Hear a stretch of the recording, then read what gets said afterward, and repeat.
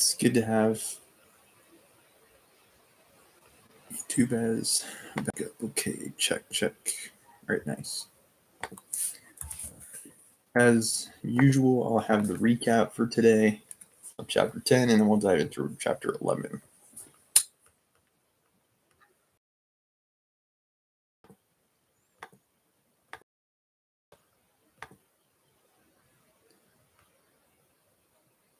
Years later, on his deathbed, Aureliano Segundo remembers the afternoon he meets his son for the first time, naming him Jose Arcadio II. His wife, Fernanda del Carpio, agrees with the name, because that can't possibly be confused. Ursula believes it might be a bad idea, though, recalling that the Aurelianos of the family are typically withdrawn, while the Jose Arcadios are impulsive and marked by tragedy. I think he's also breaking with the tradition because I think male members of the family tend to name their sons after themselves. So the most notable example of this is Jose Arcadio, the original son, names his son Arcadio. And I believe Colonel Aureliano Buendia has a son with Pilar that he names Aureliano.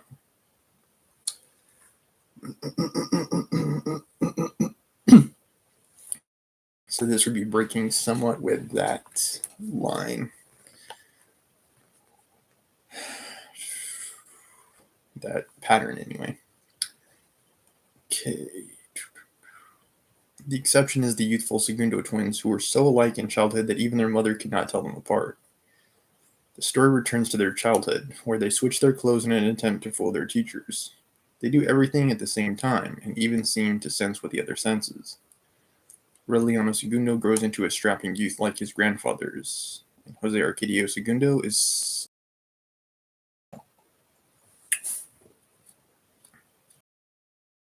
Segundo asks to witness an execution, but Aureliano Segundo can't bear the thought.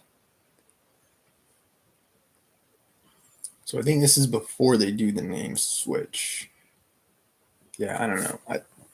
This is where it gets like extremely confusing, where it's like they're twins and they swap identities, and then they start acting like their identities, and that's all manner of confusing. And it's like Aureliano Segundo is starting to resemble the Arcadios, and the Arcadio is starting to resemble the Aureliano. So it's like everything's getting twisted with the sons. Aureliano Segundo shuts himself up on Milcade's laboratory. And this is taken from... There are some typos here, but I'm paraphrasing them so they're grammatically correct. Reading a book of the fantastic stories he told, and Ursula confirms that they're all true, that the world is coming to an end, so those things don't happen in Macondo anymore.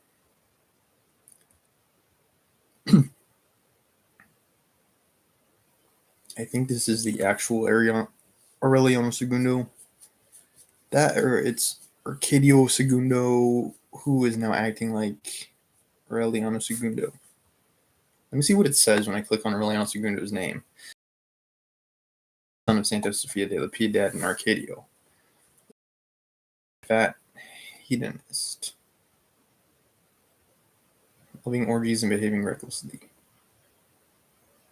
So yeah, he starts acting more like an Arcadio, and then Arcadia starts acting like Aureliano, and I think they actually switch, and they start acting like their name. Yeah, instead of focusing on who they really are, I think I'll just focus on the name, so that way I can try to limit some of the confusion.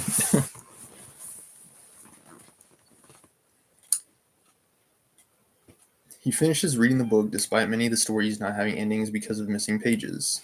He begins to try to decipher Milcade's manuscripts. The text is indecipherable. One afternoon, the ghost of Milcades appears, and the two visit with each other every afternoon for several years. Milcades tells Aureliano Segundo that the manuscripts won't be deciphered until they are 100 years old.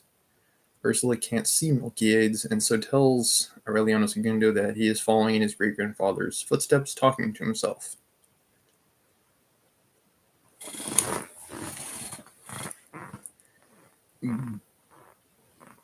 Jose Arcadio Segundo witnesses a shooting, and because the man is still smiling after they shoot him, worries that they will bury him alive. This fear causes him to detest all military practices for the rest of his life. He begins, and notably that differentiates him significantly from his great uncle, Colonel Aureliano Buendia. He begins to assist Father Antonio Isabel, the next in line of priests, and his father scolds him for the conservative practice. Ursula hopes he might become a priest himself. Father Antonio Isabel prepares Jose Arcadio Segundo to make his first communion and falls asleep as the boy's confession takes so long. Jose Arcadio Segundo is troubled by the question of whether he has had sex with animals, and after asking around, the sexton offers to take him to the place where people have sex with donkeys. Jose Arcadio Segundo takes a liking to having sex with donkeys and is able to avoid the gossip of Caterino's store for a long while because of it. He begins to enter Cox into fighting matches. Ursula notes how different the twins have become despite their similar looks. Aureliano Segundo is approached on the street by a young woman who believes he is his brother, and he has sex with her without correcting her, a habit that goes on for 2 months. The twins become sick with a venereal disease caught from the young woman, causing Jose Arcadio Segundo to end the affair.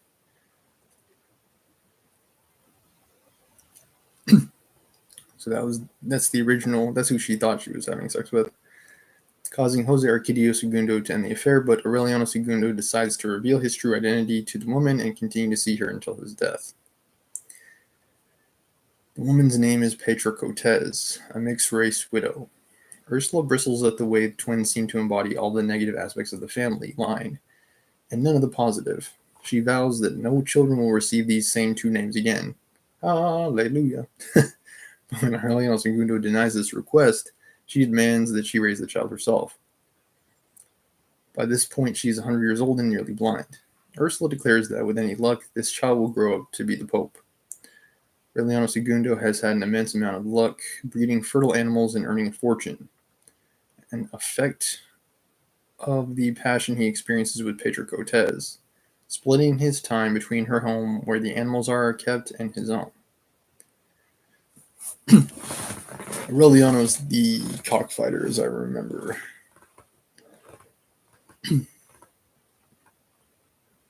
And he's also the one who's having sex with donkeys, right?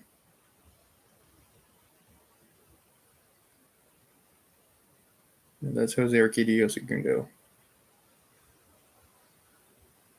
Okay, yeah. Okay.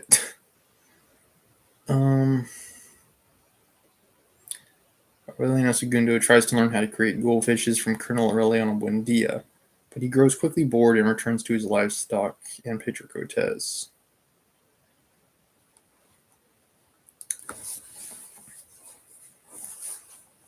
He makes such a fortune that he wallpapers both the outside and inside of the Buendia house in 1 peso banknotes. Ursula has them removed, and in the process, a statue filled with gold coins is broken. She buries the coins, hoping the men who left them there will return for them eventually. They've been replaced with brick buildings. Jose Arcadio I a boat line through the river, a near impossible task. Jose Arcadio I died.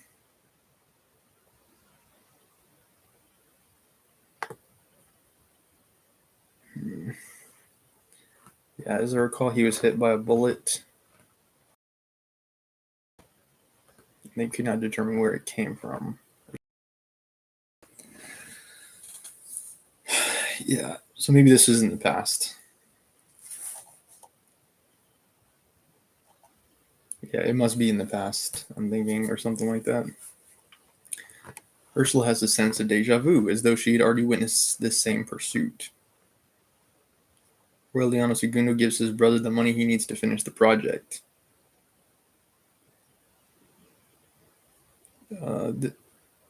Yeah, maybe it's a typo here as well. Maybe it means Jose Arcadio Segundo. Yeah, I'm pretty sure it means Jose Arcadio Segundo, not the first. It can't be the first because the first already died. But yeah, we're assuming it's talking about Jose Arcadio, who is also the brother of Aureliano Segundo, so that would make sense. Jose Arcadio Segundo. People speculate the request for a boat was a con, but one day a craft approaches on the river, bearing Jose Arcadio Segundo and numerous French matrons. The matrons close Caterino's store and promote a carnival. Jose Arcadio Segundo goes back to cockfighting. Remedios the Beauty is named Queen of the Carnival. Ursula thinks this is a bad idea, as she's been trying to keep her great-granddaughter out of the sight of the men of the town, allowing her to go only to church. A foreigner arrives to town and offers Remedios the Beauty a flower at Mass. Seeing her unveiled face for only an instant, from then on he plays music outside her window, trying to woo her. Remedios the Beauty remains completely oblivious to his advances. She's a simple creature who can barely take care of herself. Colonel Aureliano Buendia remains interested in only his goldfishes, shutting down all attempts to talk to him about the state of the country. He believes that the secret to good old age is to remain solitary. He's oblivious to the merriment of the carnival. At the carnival, another queen arrives, who appears to possess real authority, dressed in an emerald crown and ermine cape. Aureliano Segundo seats the two queens beside each other. A cry goes out in support of the Liberal Party, and rifle shots are lost in the clamor of fireworks. Many dead and wounded lie in the square, and the Bedouins who had accompanied the second queen are nowhere to be found. Aureliano Segundo carries the second queen to the house. Her name is Fernanda del Carpio, chosen as the most beautiful of 5,000 women. And 6 months later, after the massacre, he retrieve her from her town so that he might make her his wife. They're married in a celebration that lasts 20 days. Whew, okay. And that was the recap of Chapter 10. Today we're diving into Chapter 11.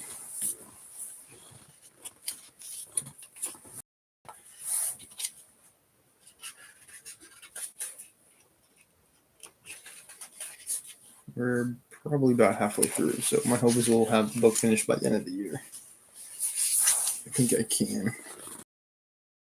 Chapters are.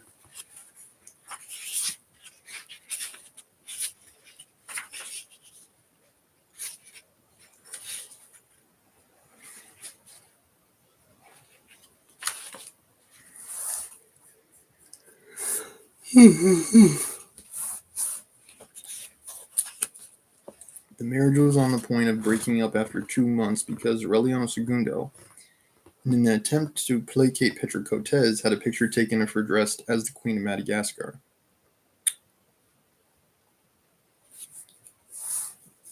So that would be like his concubine or something like that.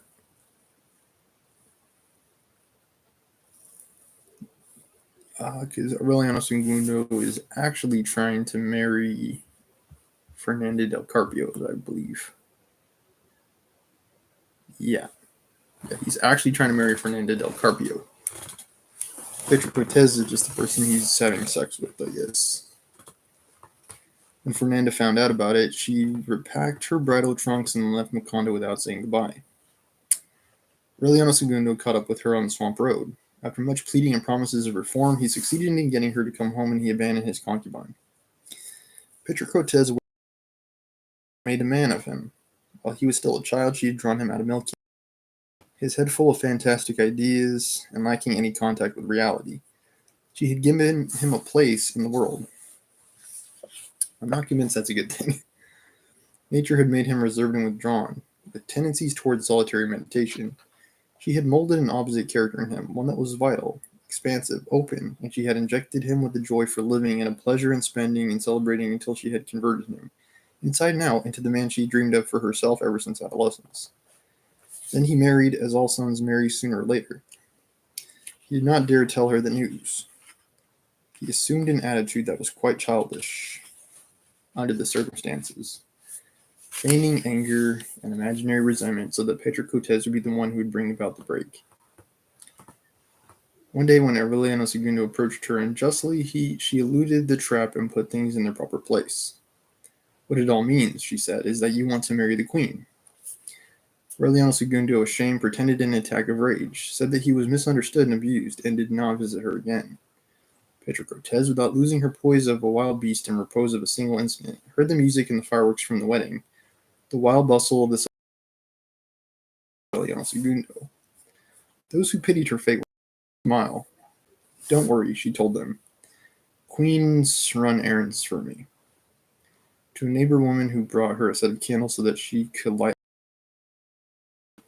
she said with an enigmatic security, "Calm is always lighted." Just as she had foreseen, Aureliano Segundo went back to her house as soon as the honeymoon was over. He brought his usual old friends, a traveling photographer, and the gown and ermine cape soiled with blood that Fernanda had worn during the carnival. In the heat of the merriment that broke out that evening, he had Petra Cortez dress up as the queen, crowned her absolute and lifetime ruler of Madagascar, and handed out copies of the picture to his friends. She not only went along with the game, but she felt sorry for him inside, thinking that he must have been very frightened to have conceived that extravagant means of reconciliation. At 7 in the evening, still dressed as the queen, she received him in bed. He had been married scarcely 2 months, but she realized at once that things were not going well in the nuptial bed. She had the delicious pleasure of vengeance fulfilled.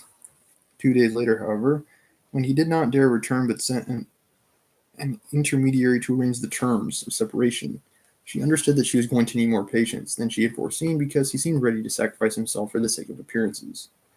Nor did she get upset that time. Once again, she made things easy with a submission that confirmed the generalized belief that she was a poor devil, and the only souvenir she kept of Aureliano Segundo was a pair of patent leather boots, which, according to what he himself had said, were the ones he wanted to wear in his coffin. She kept them wrapped in cloth in the bottom of her trunk, and made ready to feed on memories, waiting without despair. He has to come sooner or later herself, even if it's just to put on those boots. She did not have to wait as long as she had imagined. Actually, Aureliano Segundo understood from the night of his wedding that he would return to that much sooner than when he would have to put on the patent leather boots. Fernanda was a woman who was lost in the world. She had been born and raised in a city 600 miles away, a gloomy city where on ghostly nights the coaches of the visceral streets. 32 belfries toiled a dirge in the manor house, which was paved with tomb-like slabs. The sun was never seen. The air had died in the cypresses in the courtyard, and the pale trappings of the garden perennials. Until puberty, Fernanda had except for the melancholy piano lessons taken in some neighboring house by someone who for years and years had tried not to take a siesta. In the room of her sick mother, green and yellow under the powdery light from the window, listen to the methodical, stubborn, heartless scales and think that music was in the world, while she was being consumed as she wove funeral wreaths. Her mother perspired to her of the splendor of the past. When she was a little girl, Fernanda saw a beautiful woman dressed in white crossing the garden toward the chapel. What bothered her most about the fleeting vision was that she felt it was exactly like her, 20 years in advance. "Who was your great-grandmother, the queen?" her mother told her during a truce in her coughing. "She died of some bad vapors while she was cutting a string of bulbs." Many years later, when she began to feel she was equal to her great-grandmother, Fernanda doubted her childhood vision, but her mother scolded her disbelief. "Powerful," she told her. "One day you will be a queen."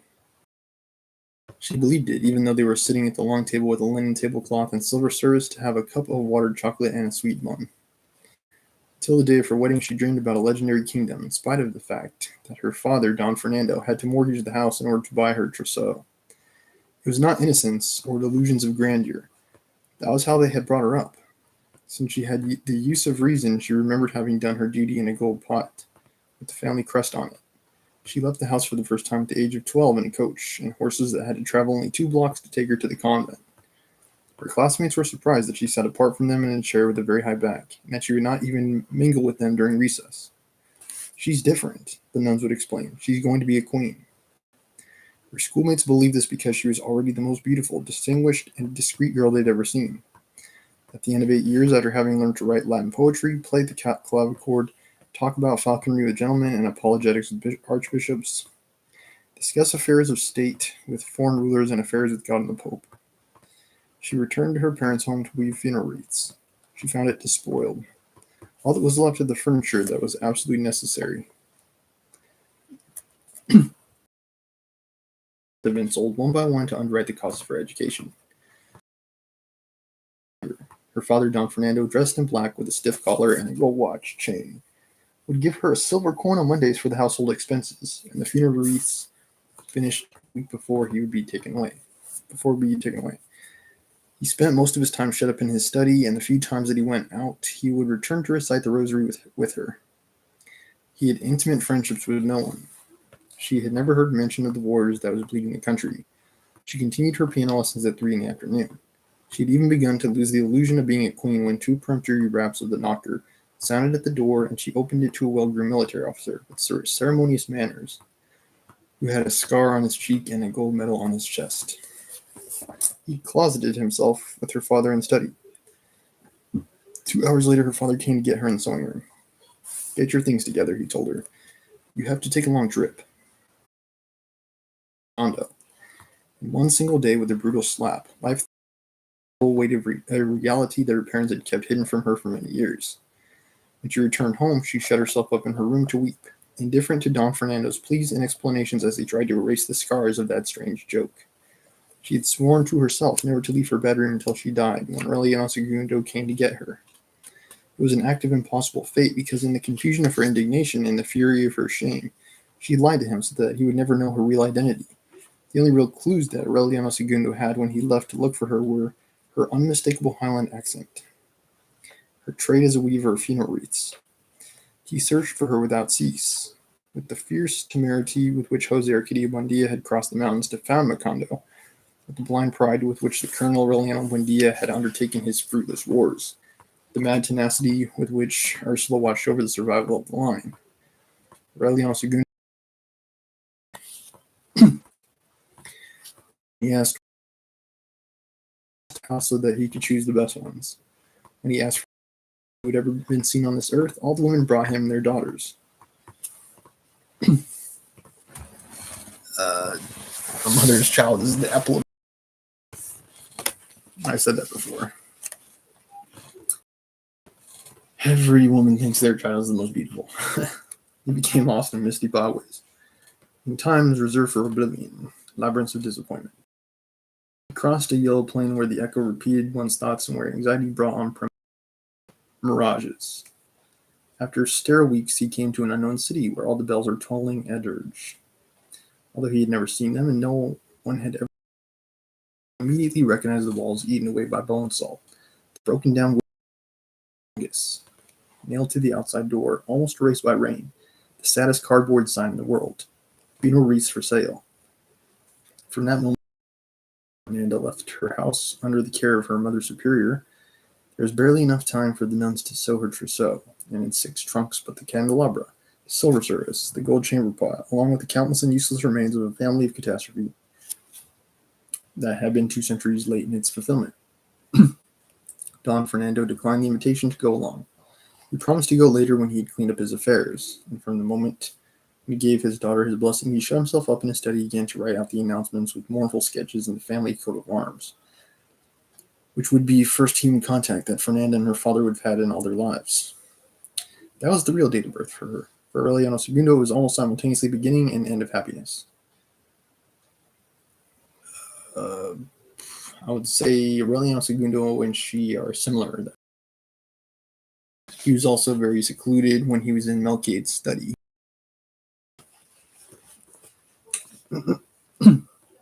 Fernanda carried a delicate calendar with a small golden keys on which her spiritual advisor had marked in purple ink the dates of venereal abstinence. Not counting Holy Week, Sundays, holy days of obligation, First Fridays, retreats, sacrifices, and cyclical impediments. Her effective year was reduced to 42 days that were spread out through a web of purple crosses. Aureliano Segundo, convinced that time would break up that hostile network, prolonged the wedding celebration beyond the expected time. Tired of throwing out so many empty brandy and champagne bottles so that they would not clutter up the house, and at the same time intrigued by the fact that the newlyweds slept at different times and in separate rooms, While the fireworks, the music, and the slaughtering of cattle went on, Ursula remembered her own experience and wondered whether Fernanda might have a chastity belt too, which would sooner or later provoke jokes in the town and give rise to a tragedy.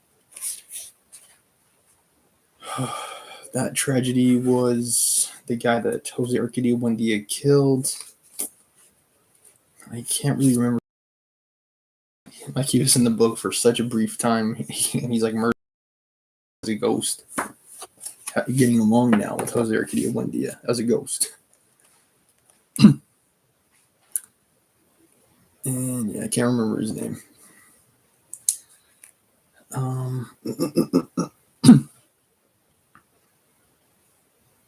Let's see. I think was it Aureliano Segundo or Arcadio? Which one stapled the dollar bills? I think it was Aureliano. I think it is Aureliano. Yeah. He was giving people champagne showers in there. So that's why there's so many bottles everywhere.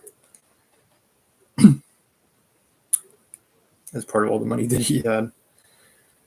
But Fernanda confessed to her that she was just letting 2 weeks go by before allowing the first contact with her husband. Indeed, when the period was over, she opened her bedroom with a resignation worthy of an expiatory victim. Aureliano Segundo saw the most beautiful woman on earth, with her glorious eyes of a frightened animal and her long copper-colored hair. So fascinated with that vision that it took him a moment to realize that Fernanda had a nightgown that reached down to her ankles, with long sleeves and with a large round buttonhole, delicately trimmed at the level of her lower stomach. Aureliano Segundo could not suppress an explosion of laughter. "That's the most obscene thing I've ever seen in all my life," he shouted with a laugh that rang through the house. "I married a sister of charity." Later, unsuccessful in getting his wife to take off her nightgown, he had the picture taken of Pedro Cortez dressed as a queen. Later on, when he succeeded in getting Fernanda to come back home, she gave in to his urges in the fever of reconciliation. But she could not give him the repose he had dreamed about when he went to fetch her in the city with the 32 belfries. Aureliano Segundo found only a deep feeling of desolation in her. One night, a short time before their first child was born, Fernanda realized that her husband had returned in secret to the bed of Pedro Cortez. "That's what happened," he admitted, and he explained in a tone of prostrated resignation. "I had to do it so that the animals would keep on breeding." Which was the case in the last chapter. That was before he met Fernanda, though, so who knows. He needed a little time to convince her about such a strange experience, means of proofs that seemed irrefutable. The only promise that from him was that he should not be surprised by death in his concubine's bed. In that way, the three of them continued living without bothering each other. And living with both of them. Pedro Cortez strutted and Fernanda pretending that she did not know the truth. Kind of sad for Fernanda. Yeah, definitely sad for her. The pact did not succeed, however, in incorporating Fernanda into the family. Ursula insisted in vain that she take off the woolen ruff, which she would have on when she got up for making love and which made the neighbors whisper.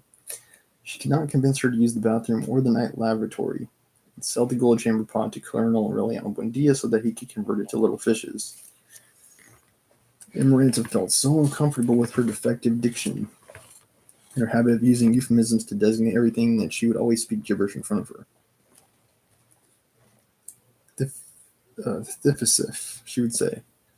Thifisif, one fos, offisof, thos, thofisif, wasifu, contenant, tenant, Thifisif, smufu melu, ofosif, tercer ofison, shifisifit.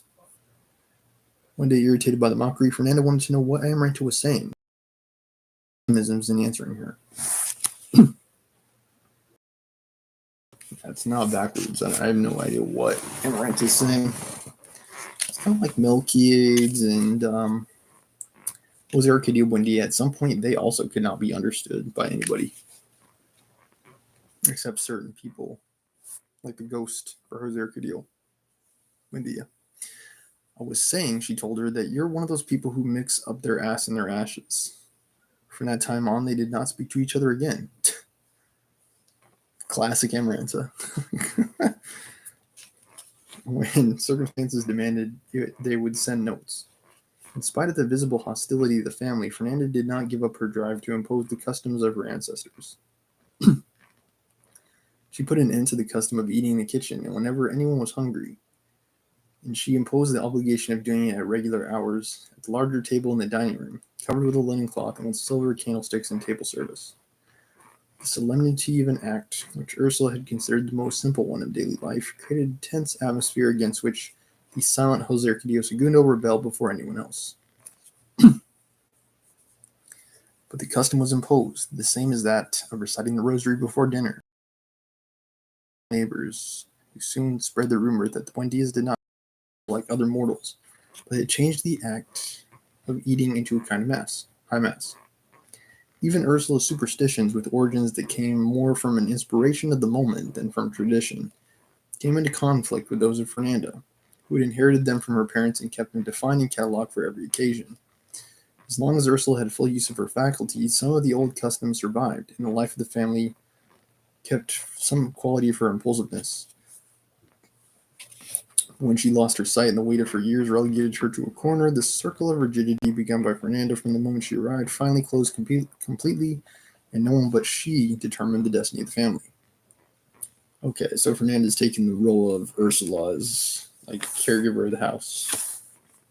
It's like the business in pastries and small candy animals that Santa Sofia de la Piedad had kept up because of Ursula's wishes was considered an unworthy activity by Fernanda, and she lost no time in putting a stop to it. Okay. The doors of the house, wide open from dawn until bedtime, were closed during siesta time, under the pretext that the sun heated up bedrooms. In the end, they were closed for good. Is she trying to make the house like the house she grew up in? I hope not. The olive branch and loaf of bread that had been hanging over the door since the days of the founding were replaced by a niche. Colonel Orlando Buendia became aware somehow of those changes and forced. We're becoming people of quality, he protested. This is where he wound up fighting against the conservative regime again, but this time to install a king in its place. Fernanda very tactfully tried not to cross his path. That dude's fought more wars than anyone would care to know about or mention. Now all he does is make fishes and complain about the changes that Fernanda makes. He's like, this isn't how it was. Change it back to the way it was. Dang it. Within herself, she was bothered by his independent spirit, his resistance to all kinds of social rigidity. She was exasperated by his mugs of coffee at 5 a.m, the disorder of his workshop, his frayed blanket, and his custom of sitting in the street door at dusk. She had to tolerate that one loose piece in the family machinery because she was sure that the old colonel was an animal who had been tamed by the years, and by disappointment, and who, in a burst of senile rebellion, was quite capable of uprooting the foundations of the house. I do believe that with the exception of Ursula, he's the oldest by this point in the book. Santa's younger than him. Her husband decided to give their first son the name of his great-grandfather, Aureliano. Okay, so so his son is also named Aureliano. So Aureliano named Aureliano.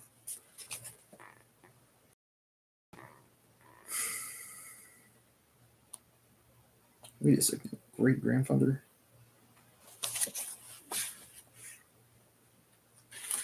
Yeah, it's Aureliano Segundo.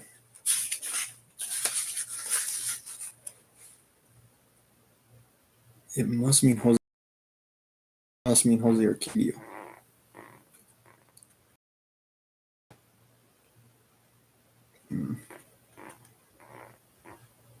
I assume it's his great-grandfather would have been Jose Arcadio Buendia because his grandfather would have been Jose Arcadio. His father is Arcadio. Yeah. Yeah. The original.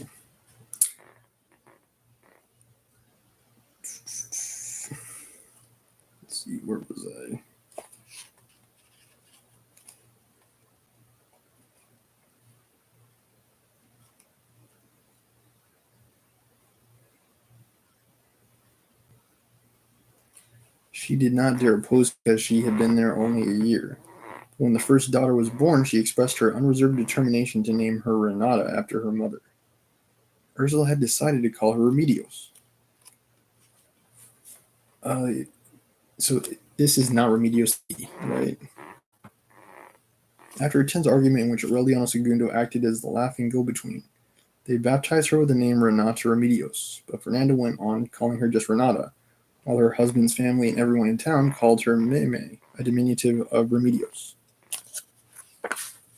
Okay, let's check the chart again. Yeah.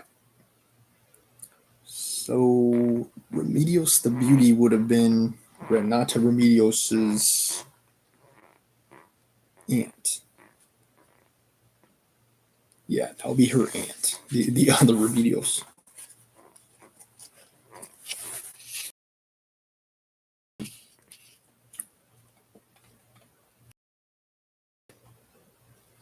At first, Fernanda did not talk about her family, but in time she began to idealize her father.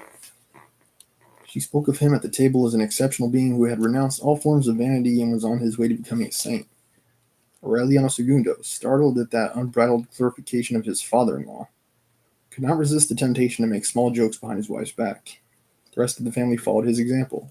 Even Ursula, who was extremely careful to preserve family harmony and who once allowed herself the liberty of saying that her little great son had his pontifical future assured because he was the grandson of a saint and the son of a queen and a wrestler. In spite of that conspiracy of smiles, the children became accustomed to think that their grandfather is a legendary being who wrote them pious verses in his letters, and every Christmas sent them a box at the outside door. Actually, they were the last lordly inheritance. They used them to build an altar of life-size saints in their children's bedrooms, saints with glass eyes that gave them a disquietingly lifelike look, whose artistically embroidered clothing was better than that worn by any inhabitant of the condo. Little by little, the funereal splendor of the ancient and icy mansion was being transformed into the splendor of the House Bendia.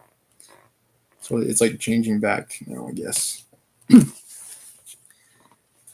already sent us the whole family cemetery, Aureliano Segundo commented one day. All we need now are the weeping willows and the tombstones. Although nothing ever arrived in the boxes that the children could play with, they would spend all year waiting for December because, after all, the antique and always unpredictable gifts were something new in the house. Actually, no, right? If we remember, Pietro Crispi would also bring and give them gifts. So they must be forgetting that. He did die a long time ago.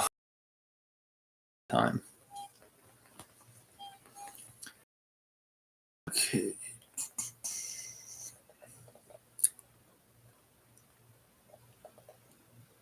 Something new.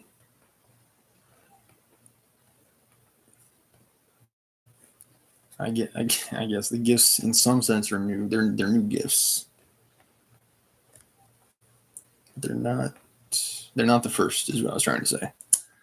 On the 10th Christmas, when little Jose Arcadio was getting ready to go to the seminary, the enormous box from their grandfather arrived earlier than usual.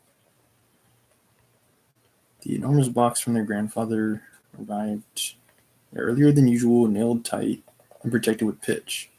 Addressed in the usual Gothic letter to the very distinguished lady, Doña Fernanda del Carpio de Buendia. While she read the letter in her room, the children hastened to open the box. Dated as was customary by Aurelio Segundo, they broke the seals, opened their cover, took out the protective sawdust, found inside a long lead chest closed by copper bolts. Aureliano Segundo took out the 8 bolts as the children. He barely had time to give a cry and push the children aside. When he raised the lead cover and saw Don Fernando, dressed in black, on his chest, his skin broken out in pestilential sores and cooking slowly in a frothy stew with bubbles like live pearls. I believe their grandfather is Arcadio, if I'm not mistaken.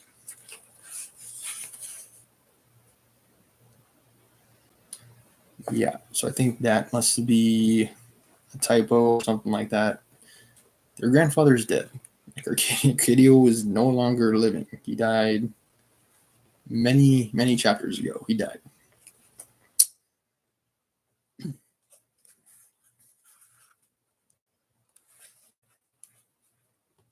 Yeah, they must mean, I think, Colonel Aureliano Buendia,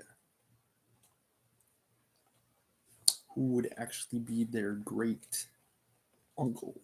Is that right? Great uncle, I think.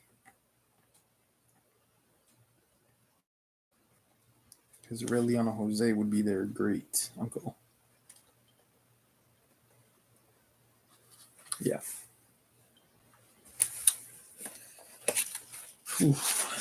Big. A short time after, unexpected jubilee for Colonel Aureliano Buendia, ordered by the government to celebrate another anniversary of the Treaty of Neerlandia, was announced. It was a decision so out of line with official policy that the colonel spoke out violently against it and rejected the homage. It's the first time I've ever heard of the word jubilee, he said. But whatever it means, it has to be a trick. The small goldsmith's shop was filled with emissaries, much older and more solemn. The lawyers in dark suits who talked about the colonel like crows had returned. When he saw them appear, the same as the other time when they came to put a stop to the war, he could not bear the cynicism of their praise. He ordered them to leave him in peace, insisting that he was not a hero of the nation, but an artisan without memories, whose only dream was to die of fatigue in the oblivion and misery of his little goldfishes. Jeez, Gabriel. He's like, just let me make my fishes. That's all I'm going to do. I don't care anything about wars or politics or changing the world. I only care about my fishes. What made him most indignant was the word that the President of the Republic himself planned to be present at the ceremonies in Macondo in order to decorate him with the Order of Merit. Like some veterans have probably been like this, where it's like, I don't want to hear anything about Iraq. All I want to do is work on my little dioramas. I don't want to think about the Middle East at all. I just want to work on my watercolor painting. Colonel Aureliano Buendia had him told, word for word, that he was eagerly awaiting that tardy but deserved occasion in order to take a shot at him, not as payment for the arbitrary acts and anachronisms of his regime, but for his lack of respect for an old man who had not done anyone any harm. What? I think Colonel Aureliano Buendia is responsible for more deaths than any other character in the novel, with the exception of maybe Jose Arcadio. Sorry, not Jose Arcadio, Arcadio. Yeah, with the exception of maybe Arcadio. Such was the vehemence with which he made the threat that the President of the Republic canceled his trip at the last moment and sent the declaration with a personal representative. Colonel Herrinaldo Marquez, besieged by pressures of all kinds, left his bed at a paralytic in order to persuade his former companion in arms. When the latter saw the rocking chair carried by 4 men appear and saw the friend of who he had shared his victories and defeats since youth sitting in it among some large pillows, he did not have a single doubt but that he was making the effort in order to express his solidarity. But when he discovered the real motive for his visit, he had them take him out of the workshop. Now I'm convinced too late, he told them, that it would have done you a great favor if I'd let them shoot you. So the Jubilee was celebrated without the attendance of any members of the family.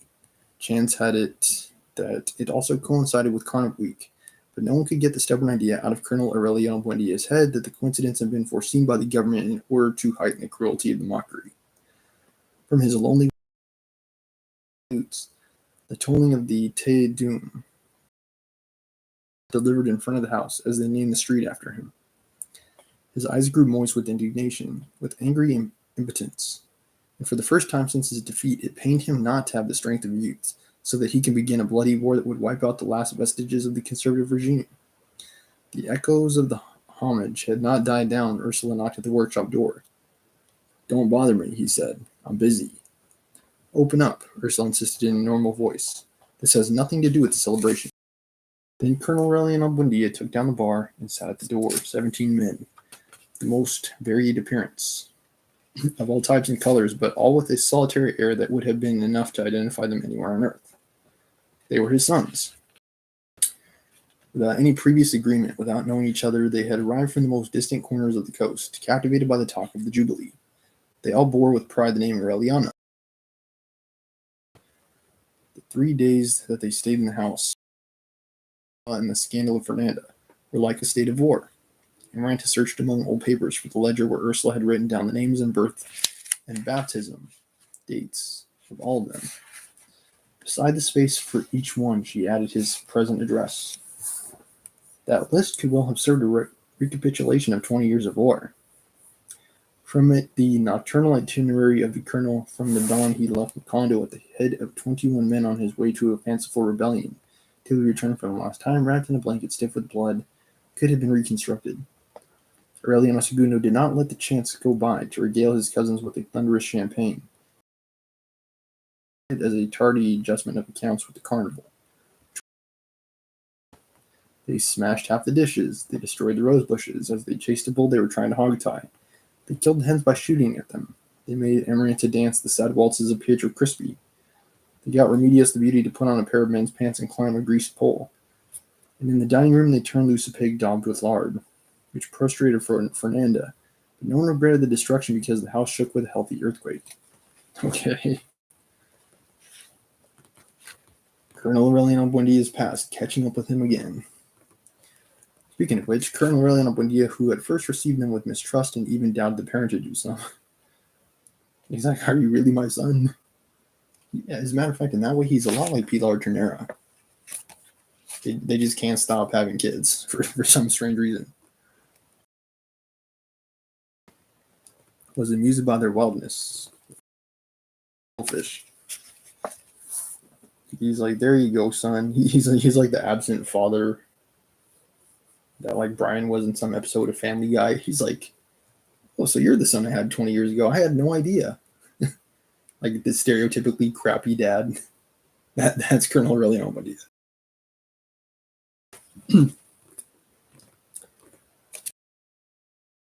In the world, if you should see any men like this, stay clear. Don't even go there. Don't even think about it, because there are enough single moms out there. You can bet your bottom dollar on it. Even the withdrawn Jose Arcadio Segundo offered them an afternoon of cockfights, which was at that point of ending in tragedy because several of the Aurelianos were so expert in matters of the cockpit that they spotted Father Antonio Isabel's tricks at once. Aureliano Segundo, who saw the limitless prospect of wild times offered by those mad relatives, decided that they should all stay and work for him. The only one who accepted was Aureliano Triste, a big mulatto with the drive and explorer spirit of his grandfather. He had already tested his fortune in half the world, and it did not matter to him where he stayed. The others, even though they were unmarried, considered their destinies established. They were all skillful craftsmen, the men of their houses, peace-loving people. What? They're peace-loving people who practically destroyed the Ash ones did before they went back to sea. Amaranta got them to put on Sunday clothes and accompany her to church. More amused than devout, they let themselves be led to the altar rail where Father Antonio Isabel made the sign of the cross and ashes on them. Back at the house, when the youngest tried to clean his forehead, he discovered that the mark was indelible. So were those of his brothers. They tried soap and water, earth and a scrubbing brush, lastly a pumice stone and lye. But they could not remove the crosses. On the other hand, Amaranta and the others who had gone to Mass took it off without any trouble. "It's better that way," Ursula stated as she said goodbye to them. "From now on, everyone will know who you are." They went off in a troop, preceded by a band of musicians. Shooting off fireworks, they left behind in the town an impression that the Buendia line had enough seed for many centuries. Exactly. It's like Abraham all over. It keeps growing the family.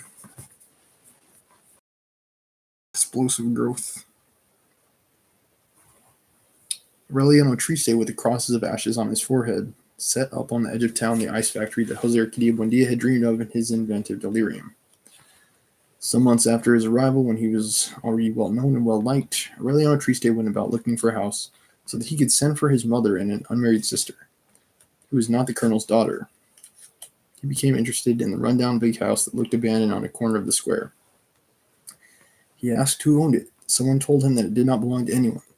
That in former times, a solitary widow who fed on earth and whitewashed from the walls had lived there. That in her last years, she was seen only twice on the street with a hat of tiny artificial flowers and shoes of color of old silver when she crossed the square to the post office to mail a letter to the bishop, Rebecca. And it's not clear how she died. Like she goes into like what they call like seclusion. She like starts leading a solitary life with the death of Jose Arcadio. After that, like we don't see or hear from her anymore.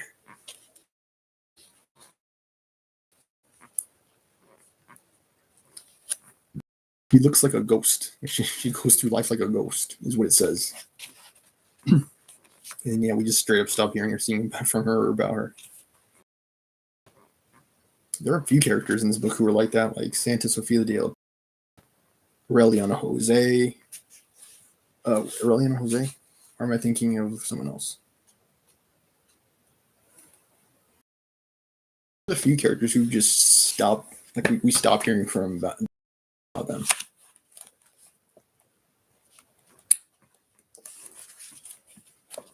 Pilar Ternera.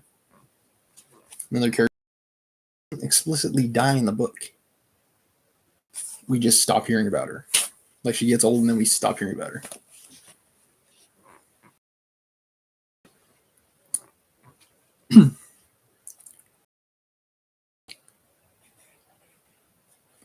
They told him that her only companion was a pitiless servant woman who killed dogs and cats and any animal that got into the house, threw their corpses into the middle of the street in order to annoy people with the rotten stench.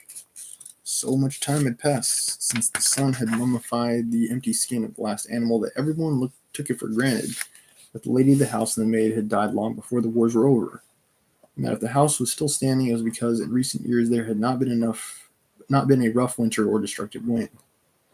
The hinges had crumbled with rust. The doors were held up only by clouds of cobwebs.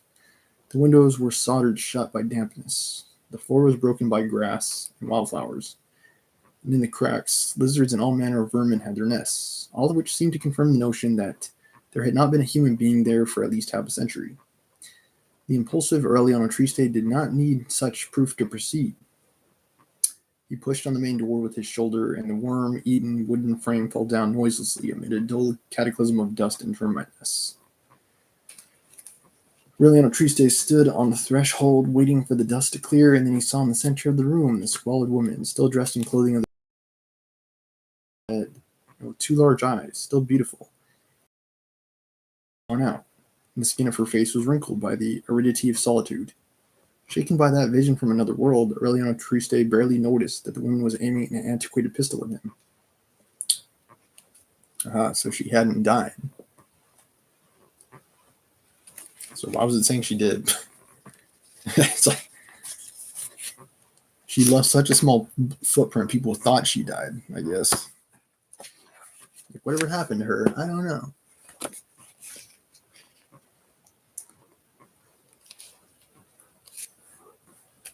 I beg your pardon, he murmured. She remained motionless in the center of the room filled with knickknacks, examining inch by inch the giant with square shoulders and with a tattoo of ashes on his forehead. Through the haze of dust, she saw him in the haze of other times, with the double-barrel shotgun on his shoulder and a string of rabbits in his hand. That would have been Jose Arcadio. Yeah, Jose Arcadio, her deceased husband.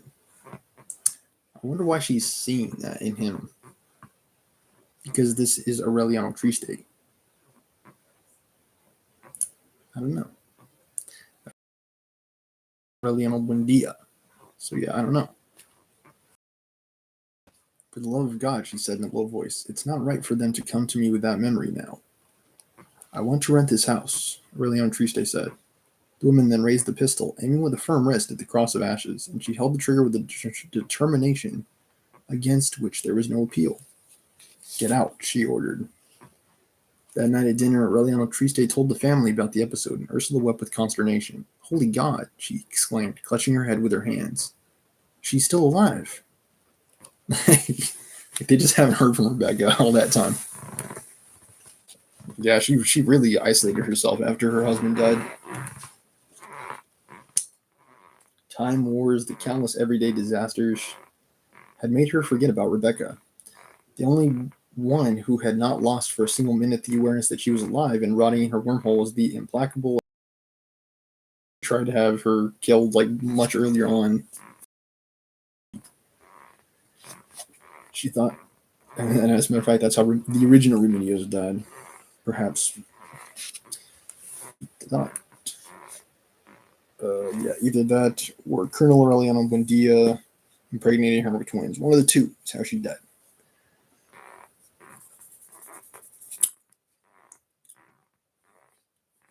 Okay, let's see. She thought of her at dawn when the ice of her heart awakened her in her solitary bed. She thought of her when she soaked her withered breasts and her lean stomach, when she put on the white, stiff, starched petticoats and corsets of old age, when she changed the black bandage of terrible expiation on her hand. Always at every moment, asleep and awake, during the most sublime and most abject moments, Amarantha thought about Rebecca, because solitude had made a selection in her memory and had burned the dimming piles of nostalgic waste that life had accumulated in her heart, and had purified, magnified, and eternalized the others, the most bitter ones. They both had in common the love and rejection of Pietro Crispi, and were increasingly made isolated as a result of that. Remedios the Beauty knew about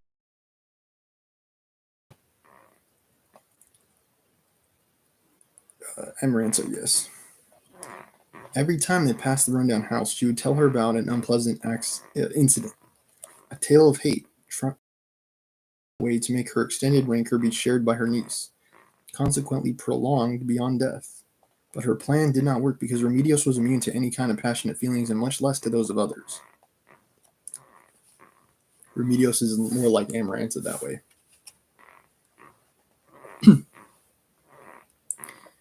And Remedios is a simple person, I believe.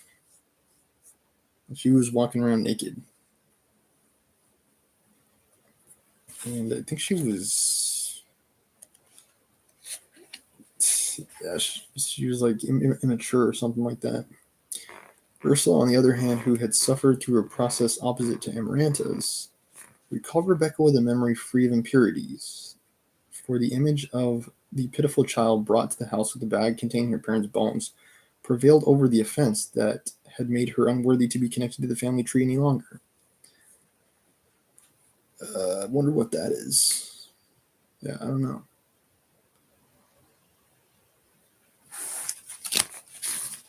Aureliano Segundo decided that they would have to bring her to the house, take care of her. But his good intentions were frustrated by the firm intransigence of Rebecca. Many years of suffering and misery in order to privileges of solitude, who was not disposed to renounce them in exchange for an old age disturbed by the false attractions of charity. In February, when the 16 sons of Colonel Aureliano Buendia returned, still marked with the crosses of ashes, Aureliano Triste spoke to them about Rebecca and the tumult of the celebration, and in half a day they restored the appearance of the house, changing doors and windows, bracing walls, and pouring fresh cement on the floor. He continued to work inside. Rebecca did not even come to the door. She let them finish the mad restoration, then calculated what it had cost and sent Arganita, her old servant who was still with her, to them with a handful of coins that had been withdrawn from circulation after the last war and that Rebecca thought were still worth something. To what a fantastic point her separation from the world had arrived, that it would be impossible to rescue her from her stubborn enclosure while she still had a breath of life in her. On the second visit by the sons of Colonel Aureliano Buendia to Macondo, another of them, Aureliano Centeno, stayed on to work with Aureliano Triste. He was one of the first who had been brought to the house for baptism, and Ursula and Amaranta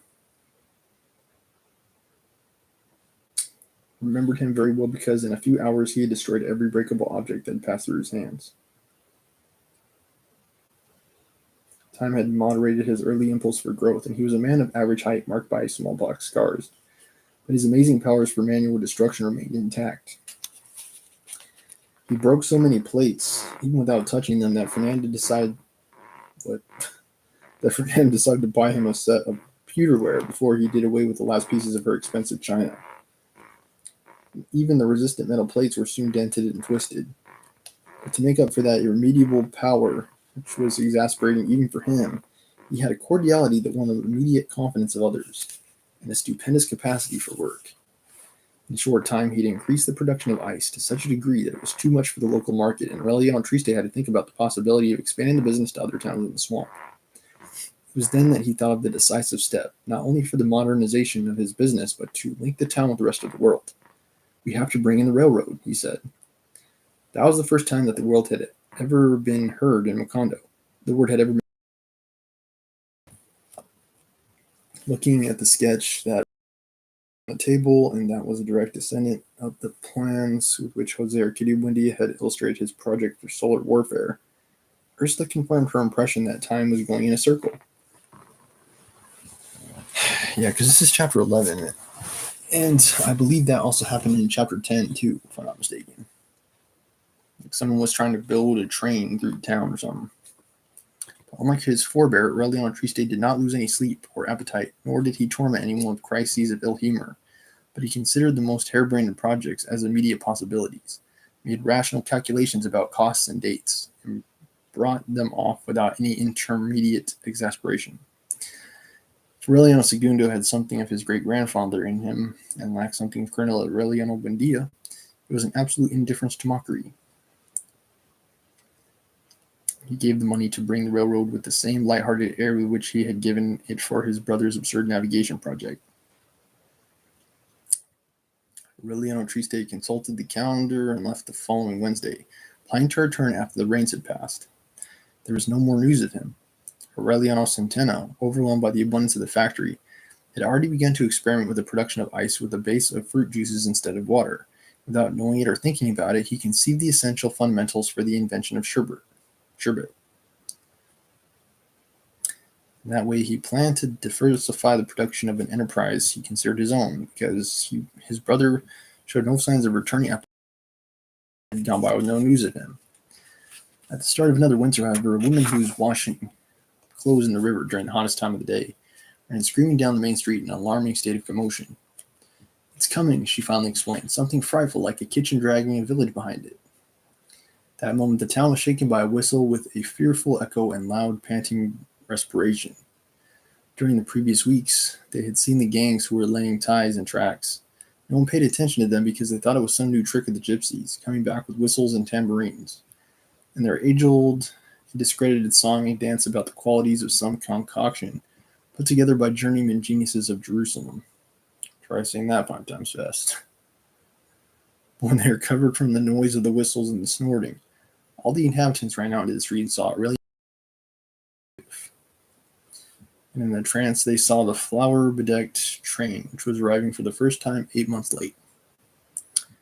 The innocent yellow train that was to bring so many ambiguities and certainties, so many pleasant and unpleasant moments, so many changes, calamities, and feeling of nostalgia in Macondo.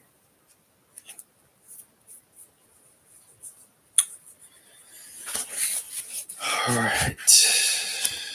They're hitting the locomotive, y'all. Colonel Aureliano Buendia with his goldfishes. A goldfish.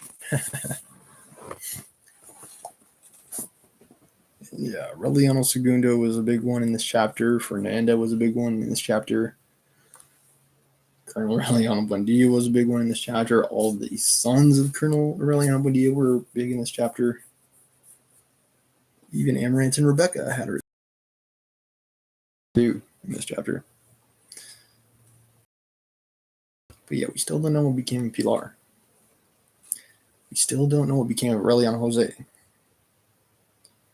Still don't know what became of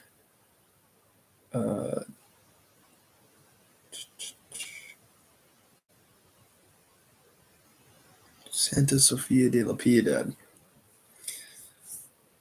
Like we only hear from or about Aureliano or Arcadio Segundo, and sometimes Remedios. People are marveling at how beautiful she is, but like we never hear or see from the mom at all. Like it's just Ursula and Fernanda we hear about. All right, be back with Crime and Punishment. Thank you for watching. Thank you for subscribing.